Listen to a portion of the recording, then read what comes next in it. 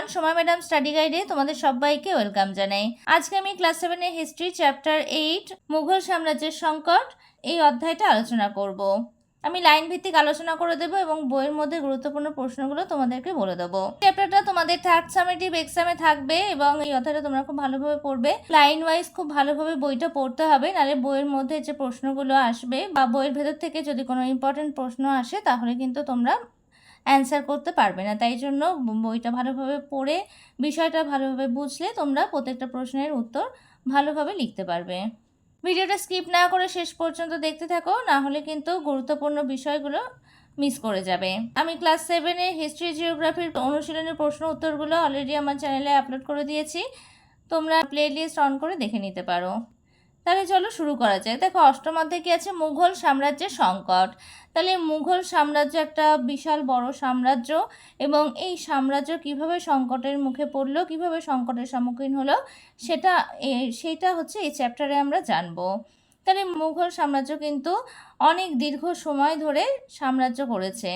প্রায় 200-250 বছর ধরে এই মুঘল সাম্রাজ্য শাসন কার্য চালিয়েছে এবং সেই শাসন কার্য কীভাবে সংকটের সম্মুখীন হলো, কীভাবে পতনের শুরু হলো বা পতন হলো কীভাবে, সেটা জানবা। একটা জিনিস শুরু হলে তার শেষ অবশ্যই আছে এবং প্রতিটা ক্ষেত্রেই সেটা প্রযোজ্য।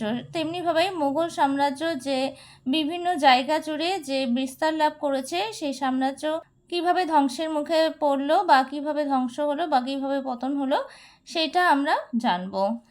দেখো, মুঘল সাম্রাজ্যের সংকট বুঝতে হলে কেন ওই সংকট তৈরি হয়েছিল তা জানা দরকার। তার মানে মুঘল সাম্রাজ্য এতদিন ধরে যে একটা সাম্রাজ্য চলে এসছে, সেই সাম্রাজ্যে কি এমন ঘটনা ঘটলো যার জন্য মুঘল সাম্রাজ্য একটা সংকটের সম্মুখীন হলো।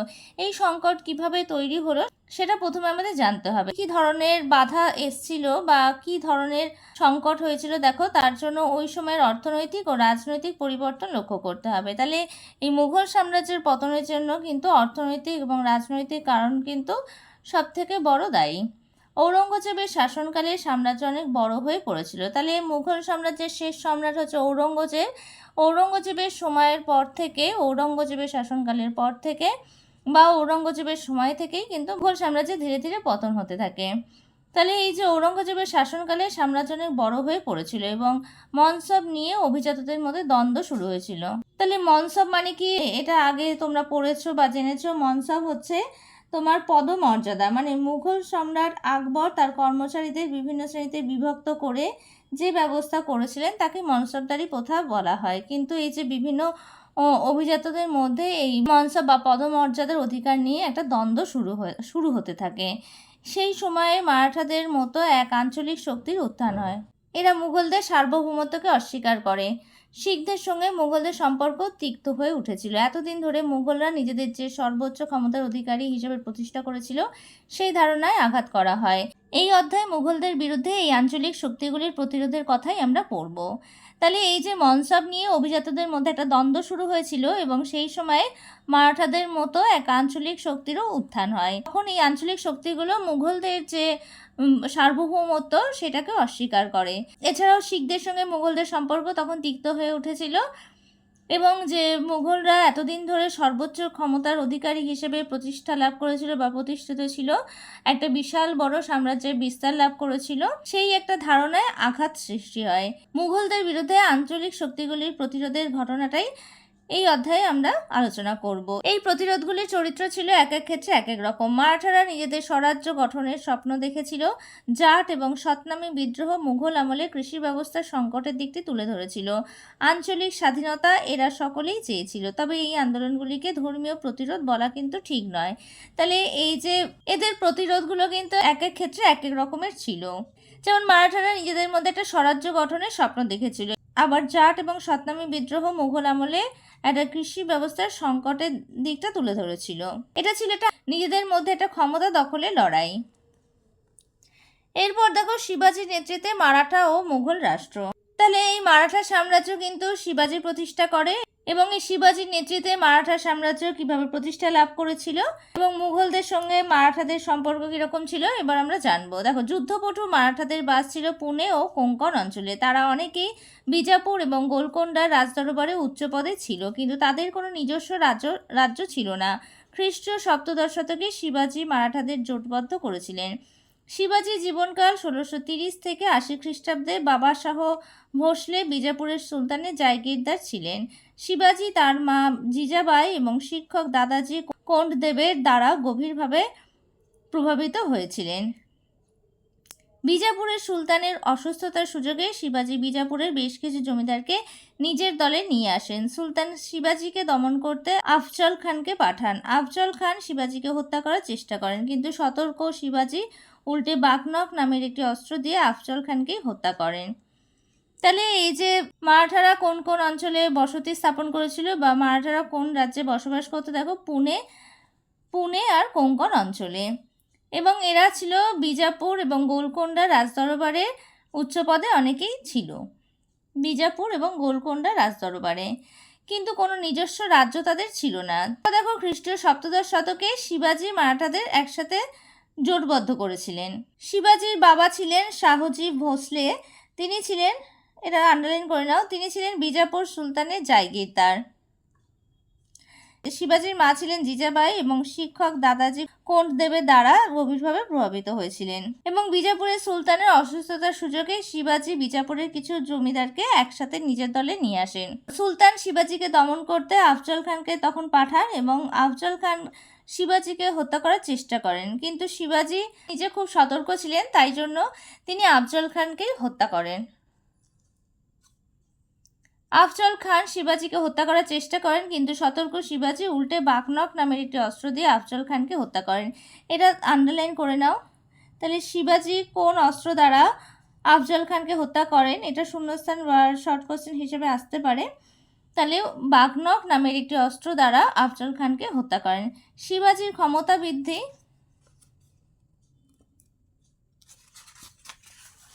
ঔরঙ্গজেবের পক্ষে মেনে নেওয়া সম্ভব ছিল না। শিবাজি দুবার বন্দর নগরী সুরাট আক্রমণ করে লুটপাট করেন। ঔরঙ্গজেব শিবাজিকে দমন করতে শায়েস্তা খান, মুয়াজ্জম এবং মির্জা রাজা জয়সিংহকে পাঠান। জয়সিংহ 1665 খ্রিস্টাব্দে শিবাজিকে পুনরুদ্ধারের সন্ধি স্বাক্ষর করতে বাধ্য করেন। এই চুক্তি অনুযায়ী শিবাজি মুঘলদের 23টি দুর্গ ছেড়ে দিতে বাধ্য হন। মনে রেখো, সেই দুর্গ ছিল নিরাপত্তা রক্ষার প্রধান স্তম্ভ। এরপর শিবাজি আগ্রার মুঘল দরবারে পৌঁছালে তাকে অপমান করা হয়। তাকে আগ্রা দুর্গে বন্দী করা হয়। শিবাজি একটি ফলের ঝুড়িতে লুকিয়ে সেখান থেকে পালিয়ে আসেন। দাক্ষিণাত্যে পৌঁছে মুঘলদের সঙ্গে আবার শিবাজির দ্বন্দ্ব শুরু হয়। তাহলে এই যে ধীরে ধীরে শিবাজির ক্ষমতা বৃদ্ধি পেতে থাকে, এটা কিন্তু ঔরঙ্গজেব কিছুতেই মেনে নিতে পারছিলেন না। কারণ এতদিন মুঘল সাম্রাজ্যই এই সমস্ত অঞ্চলের প্রতি শাসন কার্য চালিয়েছে, তারা কর্তৃত্ব করেছে, কিন্তু এখন যেহেতু ধীরে ধীরে শিবাজির ক্ষমতা বৃদ্ধি পাচ্ছে, সেটা কিন্তু ঔরঙ্গজেব মেনে নিতে পারছে না। শিবাজি দুবার বন্দরনগরী সুরাট আক্রমণ করেন এবং লুটপাট চালান, আর ঔরঙ্গজেব শিবাজিকে দমন করার চেষ্টা করেন। তার জন্য তিনি শায়েস্তা খান, মুয়াজ্জম এবং মির্জা রাজা জয়সিংহকে পাঠান।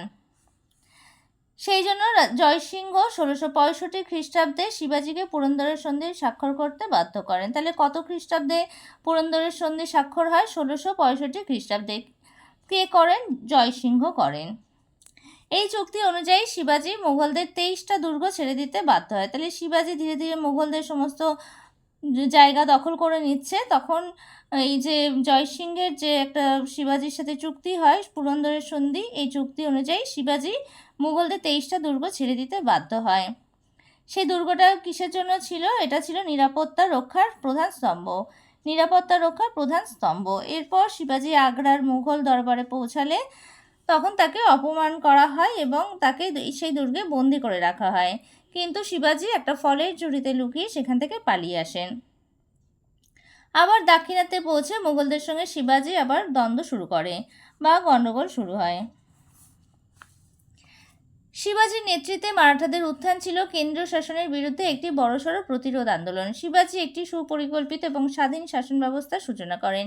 রায়গড়ে তার অভিষেক হয় 1674 খ্রিস্টাব্দে, অর্থাৎ অন্যান্য মারাঠা সর্দারদের থেকে তিনি যে আলাদা সেটাই প্রমাণিত হলো। তার 8 জন মন্ত্রীকে বলা হতো অষ্টপ্রধান। এদের মধ্যে প্রধান ছিলেন পেশওয়া। মারাঠারা নিজেদের রাজ্যকে বলতো স্বরাজ্য। স্বরাজ্যের বাইরে মারাঠা সেনারা আশপাশের মুঘল এলাকাগুলি আক্রমণ করে সেখান থেকে কর আদায় করত। যেসব সৈনিক মারাঠা রাজ্যে স্থায়ীভাবে চাকরি করতো তাদের বলা হতো বর্গী। শিবাজির নেতৃত্বে মারাঠাদের জাতীয় চেতনা জেগে ওঠে। তাহলে এই সব ছোট ছোট এখানে ইম্পর্টেন্ট অনেক লাইন আছে, এগুলো তোমরা মার্ক করে নেবে। এগুলো কিন্তু খুব ইম্পর্টেন্ট লাইন, শর্ট কোশ্চেন হিসাবে আসতে পারে। দেখো, শিবাজির নেতৃত্বে মারাঠাদের উত্থান হয়েছিল। শিবাজির নেতৃত্বে মারাঠারা একটা বড়সড় প্রতিরোধ আন্দোলন গড়ে তুলেছিল। শিবাজি একটি সুপরিকল্পিত এবং স্বাধীন শাসন ব্যবস্থার সূচনা করেছিল। রায়গড়ে তার অভিষেক হয় 1674 খ্রিস্টাব্দে। তার যে 8জন মন্ত্রী ছিল, শিবাজির 8জন মন্ত্রী ছিল, তাদেরকে বলা হতো অষ্টপ্রধান। এটা আন্ডারলাইন করে নাও, শর্ট কোশ্চেন হিসেবে আসে। এদের মধ্যে প্রধান কে ছিল? 8জন, মানে অষ্টপ্রধানের মধ্যে প্রধান ছিল হচ্ছে পেশওয়া। আর মারাঠারা নিজেদের রাজ্যকে কি বলতো? স্বরাজ্য বলতো। এই স্বরাজ্যের বাইরে মারাঠা সেনারা মুঘল এলাকাগুলিকে আক্রমণ করে এবং সেখান থেকে কর আদায় করত। আর যেসব সৈনিক মারাঠা রাজ্যে স্থায়ীভাবে চাকরি করতো তাদের কি বলা হতো? তাদের বলা হতো বর্গী। তাহলে বর্গী কাদের বলা হতো? এখান থেকে এটা ব্র্যাকেট করে নাও, এটাও শর্ট কোশ্চেন হিসাবে আসে। আর শিবাজির নেতৃত্বেই কিন্তু মারাঠাদের জাতীয় চেতনা জেগে ওঠে। এই বর্গীরা কিন্তু বাংলায় অনেকবার আক্রমণ করেছিল। এর পরের পেজে চলে আসো। দেখো, শিখ শক্তি ও মুঘল রাষ্ট্র। এবার শিখদের সঙ্গে মুঘলদের সম্পর্ক কেমন ছিল? দেখো, শিখদের সঙ্গে জাহাঙ্গীর এবং শাহজাহানের আমলে মুঘলদের সংঘাত হয়। এই সংঘাতের চরিত্র ছিল রাজনৈতিক। তাহলে শিখদের সাথে মুঘলদের যে গণ্ডগোল সৃষ্টি হয় সেটা ছিল রাজনৈতিক কারণে হয়েছিল। সেই দ্বন্দ্ব বা সংঘাত রাজনৈতিক কারণে হয়েছিল। শিখরা তাদের গুরুর প্রতি অনুগত ছিল, তাই নিয়ে অনেক সময় মুঘল রাষ্ট্রের সঙ্গে শিখদের সংঘাত বেঁধে যেত। খ্রিস্টীয় 16 শতকের শেষের দিকে চতুর্থ গুরু রামদাসের ছেলে অর্জুন দেব শিখদের গুরু হন। এই সময় থেকেই শুরু হলো বংশানুক্রমিকভাবে গুরু নির্বাচন করা। গুরু অর্জুনের ছেলে গুরু হরগোবিন্দ একসঙ্গে দুটি তলোয়ার নিতেন। তিনি বোঝাতে চাইতেন যে শুধু ধর্মের ক্ষেত্রেই নয়, রাজনৈতিক ক্ষমতাও তার আছে। অর্থাৎ বুঝতেই পারছো, শিখদের উত্থান অনেকটাই এই স্বাধীন শক্তির উত্থানের মতোই হয়ে উঠেছিল। মুঘল সরকারের পক্ষে তা মেনে নেওয়া সম্ভব ছিল না। নবম শিখ গুরু তেগ বাহাদুর ঔরঙ্গজেবের ধর্মীয় নীতির বিরোধিতা করেন। কিন্তু শুধু ধর্মীয় কারণেই মুঘল শিখ সংঘাত হয়নি। একথাও প্রচলিত যে তেগ বাহাদুর এক পাঠানের সঙ্গে হাত মিলিয়ে পাঞ্জাবে মুঘল শাসনের বিরোধিতা করতে চেয়েছিল। তেগ বাহাদুরকে বন্দি করে মুঘলরা হত্যা করে। এই ঘটনার পর শিখরা পাঞ্জাবের পাহাড়ি এলাকায় চলে যায় এবং সেখানেই দশম শিখ গুরু গোবিন্দ সিংহের নেতৃত্বে তারা সংঘবদ্ধ হয়। তাহলে শিখরাও প্রমাণ করতে চেয়েছিল যে তারা শুধু ধর্মের ক্ষেত্রে নয়, রাজনৈতিক ক্ষেত্রেও তারা ক্ষমতাশালী বা ক্ষমতাবান। খ্রিস্টীয় 16 শতকের শেষের দিকে চতুর্থ গুরু রামদাসের ছেলে অর্জুন দেব শিখদের গুরু হন এবং এখান থেকেই এই গুরু নির্বাচন করা শুরু হয়। এটা তোমরা মার্ক করে নাও। এখান থেকে বংশানুক্রমিকভাবে গুরু নির্বাচন করা হয়। আবার গুরু অর্জুনের ছেলে গুরু হরগোবিন্দ একসঙ্গে দুটি তলোয়ার ধারণ করতেন। তাহলে এই যে শিখদের উত্থান অনেকটাই কিন্তু একটা স্বাধীন শক্তির উত্থানের মতনই হয়ে ওঠে।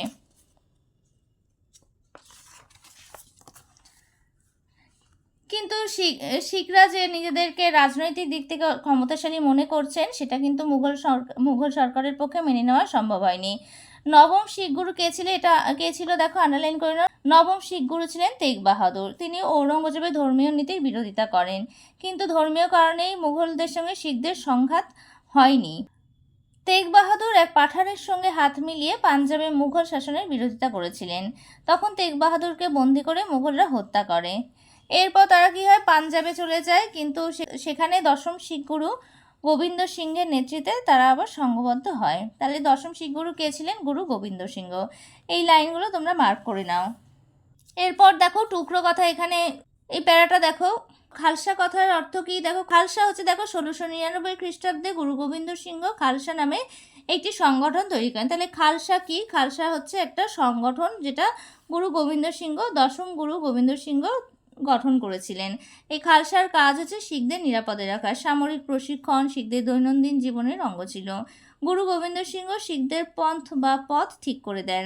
গুরু তাদের 5টি জিনিস সবসময় কাছে রাখতে বলতেন। এই 5টি জিনিসের নামই হচ্ছে ক অক্ষর দিয়ে শুরু। যেমন হচ্ছে দেখো, কেশ, কঙ্খা, কচ্ছা, কৃপান এবং কড়া। এছাড়াও খালসাপন্থী শিখরা সিংহ পদবি ব্যবহার করতে শুরু করলো। পাহাড়ি হিন্দু রাজাদের সঙ্গে শিখদের মাঝে মধ্যেই ছোটোখাটো যুদ্ধ চলত। শিখদের বিরুদ্ধে যুদ্ধ করার সময় হিন্দু রাজারা মুঘল সরকারের সাহায্য চেয়েছিল। মুঘলদের পক্ষেও শিখ সামরিক শক্তির উত্থান মেনে নেওয়া সম্ভব ছিল না। তাই ঔরঙ্গজেবের সঙ্গে শিখদের সংঘাতের চরিত্র ছিল মূলত রাজনৈতিক। গোবিন্দ সিংহের মৃত্যুর পর তার শিষ্য বান্দা বাহাদুর লড়াই চালিয়ে যান।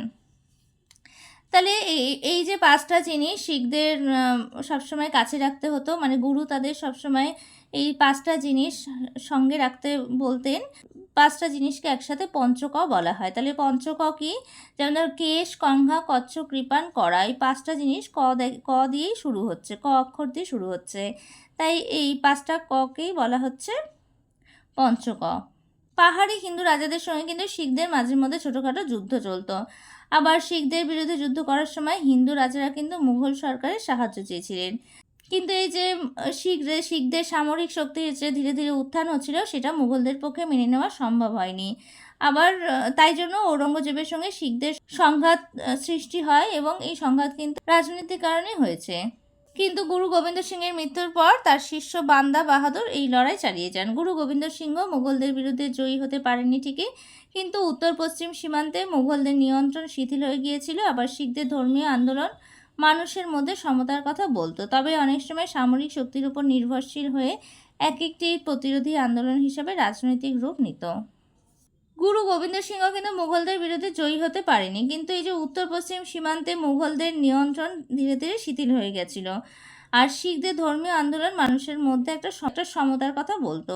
এই যে আন্দোলন, শিখদের সঙ্গে মুঘলদের যে আন্দোলন, এটা কিন্তু একটা প্রতিরোধী আন্দোলন হিসাবে একটা রাজনৈতিক রূপ ধারণ করেছিল। এরপর দেখো অন্যান্য কয়েকটি বিদ্রোহ। দিল্লি আগ্রা অঞ্চলের জাটরা ছিল প্রধান কৃষক, তাদের মধ্যে অনেক আবার জমিদারও ছিল। রাজস্ব দেওয়া নিয়ে জাহাঙ্গীর ও শাহজাহানের আমলে তাদের সঙ্গে মুঘলদের সংঘাত হতো।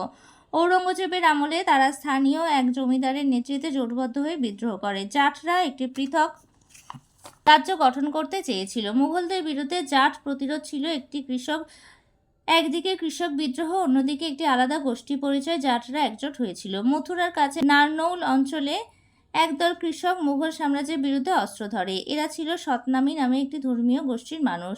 উত্তর পশ্চিম সীমান্তে পাঠান উপজাতিরা মুঘলদের বিরুদ্ধে বিদ্রোহ করেছিল। এই সমস্ত বিদ্রোহগুলি আসলে মুঘল প্রশাসনের কেন্দ্রীয় স্বৈরাচার বিরোধী আন্দোলন। তাছাড়া ঔরঙ্গজেবের সময় থেকে কৃষক সংকটও বেড়ে গিয়েছিল, সেটিও ছিল এই বিদ্রোহের একটি কারণ।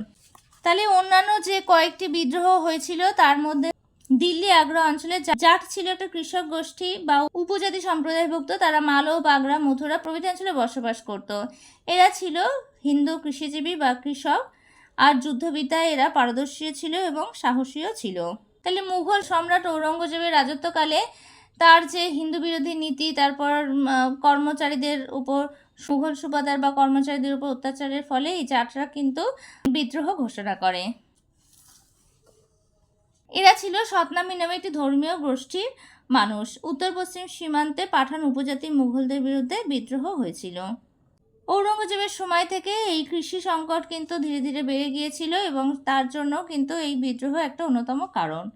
এরপর দেখো জায়গিরদার ও মনসবদারি সংকট, কারণ ও প্রভাব। তাহলে জায়গিরদারি বা মনসবদারি সংকট কেন হয়েছিল? দেখো, জায়গিরদার বা মনসবদার হচ্ছে একটা পদমর্যাদা। তাহলে এই জায়গিরদার বা মনসবদারি সংকট কেন হয়েছিল? দেখো, শাহজাহানের সময় থেকেও মনসবদারি জায়গিরদারি ব্যবস্থার সমস্যা দেখা দেয়। অনেক ক্ষেত্রে মনসবদারদের তাদের পদ অনুযায়ী যা বেতন পাওয়ার কথা তা দেওয়া হতো না। অনেক সময় আবার কৃষক বিদ্রোহের কারণে রাজস্ব আদায় করা যেত না। এছাড়া দুর্নীতি নিয়ন্ত্রণ করাও সবসময় সম্ভব হচ্ছিল না। মনসবদারেরা বেতন না পেলে তাদের যতজন ঘোড়সওয়ারের দেখাশোনা করার কথা ততজনের দেখাশোনা করা যেত না। অর্থাৎ খাতায় কলমে হিসাবের সঙ্গে আসলে যা হচ্ছে তার তফাৎ বেড়েই চলেছিল। ঔরঙ্গজেবের সময় এই সমস্যাটা বেড়ে গিয়েছিল। তাহলে এই যে মনসবদারি জাগিরদারি ব্যবস্থা যে তৈরি হয়েছিল, তাতে বিভিন্ন রকম সমস্যা দেখা দেয়। তাদের বিভিন্ন পদ অনুযায়ী যা বেতন পাওয়ার কথা তারা পেত না। আবার কৃষক বিদ্রোহের কারণে রাজস্ব আদায় করা যেত না। তারপরে দুর্নীতি নিয়ন্ত্রণ করারও সম্ভব হচ্ছিল না। এর ফলে হাতে কলমে যা দেখানো হচ্ছে এবং বাস্তবে যা ঘটছে তার মধ্যে বিস্তর একটা ফারাক তৈরি হয়েছিল, এবং এই সমস্যা ঔরঙ্গজেবের সময় থেকে আরও বেড়ে গিয়েছিল। জায়গিরদারি এবং মনসবদারি সংকটের সঙ্গে যুক্ত সে যুগের কৃষি সংকট। তাহলে এই সংকটের সঙ্গে আরও যুক্ত ছিল কৃষি সংকট। এই সময় ফসলের উৎপাদন বেড়েছিল, কিন্তু কৃষির উপর নির্ভরশীল মানুষের সংখ্যা অনেক বেড়ে গিয়েছিল। দাক্ষিণাত্যে যুদ্ধের সময় রাজস্ব আদায়ের জন্য মুঘল মনসবদারেরা মারাঠা সর্দারদের সাহায্য নিত। তার মানে ওইসব অঞ্চলে মুঘলদের নিয়ন্ত্রণ আলগা হয়ে গিয়েছিল। একদিকে খ্রিস্টীয় সপ্তদশ শতকে আবার জিনিসপত্রের দামও বেড়ে যায়। এই মূল্যবৃদ্ধির কারণে অভিজাতরা চাইলেন জমি থেকে তাদের আয়ও বাড়াতে। তারা জমিদার এবং কৃষকদের উপর চাপ বাড়াতে থাকে। কৃষকরাও বিদ্রোহের পথ বেছে নেয়। অনেক সময় জমিদাররাও তাদের মদত দিত। তাহলে জায়গিরদারি আর মনসবদারি সংকটের সঙ্গে আরও একটা সংকট যুক্ত হয়েছিল, সেটা হচ্ছে কৃষি সংকট। সেই সময় কিন্তু ফসলের উৎপাদন বেড়েছিল, কিন্তু ফসলের উপর নির্ভরশীল মানুষের সংখ্যাও বেড়ে গিয়েছিল। আবার দাক্ষিণাত্যে যুদ্ধের সময় রাজস্ব আদায়ের জন্য মুঘল মনসবদাররা মারাঠা সর্দারদের সাহায্য নিয়েছিল। তার ফলে বোঝা যাচ্ছে যে ওই সময় মুঘলদের শাসন আর নিয়ন্ত্রণ আলগা হয়ে গিয়েছিল। আবার খ্রিস্টীয় সপ্তদশ শতকে জিনিসপত্রের দাম বেড়ে যায় এবং এই যে মূল্যবৃদ্ধি হয়েছিল তার জন্য অভিজাতরা জমি থেকে আয় বাড়াতে চাইছিল এবং কৃষকদের উপর তার জন্য চাপ বাড়তে থাকে, আর কৃষকরাও এর জন্য বিদ্রোহ করতে বাধ্য হয়।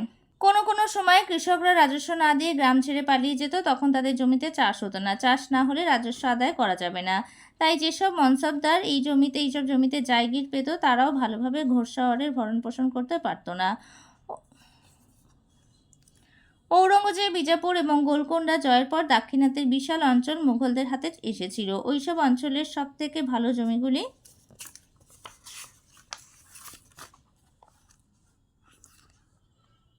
ঔরঙ্গজেব খাস জমি বা খালিসা হিসাবে রেখেছিলেন, সেগুলি জায়গির হিসাবে দেওয়া হতো না। খাস জমির রাজস্ব সরাসরি কেন্দ্রীয় কোষাগারে জমা হতো। সুতরাং জমির অভাব ছিল না, তবে জায়গির হিসাবে দেওয়া যায় এরকম ভালো জমির পরিমাণ কমে গিয়েছিল। মুঘল শাসকেরা নতুন প্রযুক্তি ব্যবহার করে জমির উর্বরতা বাড়াতে পারেনি, ফলে এই সমস্যা আরও গভীর হয়ে গিয়েছিল। তাহলে ঔরঙ্গজেব বিজাপুর গোলকোন্ডা জয়ের পর দাক্ষিণাত্যের বিশাল অঞ্চল মুঘলদের হাতে এসেছিল।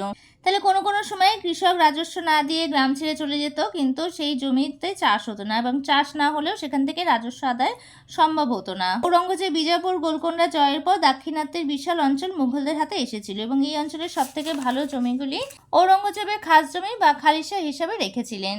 তাহলে খালিসা বলতে বোঝায় খাস জমি। খাস জমি মানে হচ্ছে সরকারের জমি। তাহলে এই যে ঔরঙ্গজেব খাস জমি বা খালিসা হিসাবে তার কাছে রেখেছিলেন, তার দখলে রেখেছিলেন, এগুলোতে জায়গির হিসাবে দেওয়া হতো না। খাস জমির রাজস্ব কিন্তু সরাসরি কেন্দ্রীয় কোষাগারেই চলে যেত।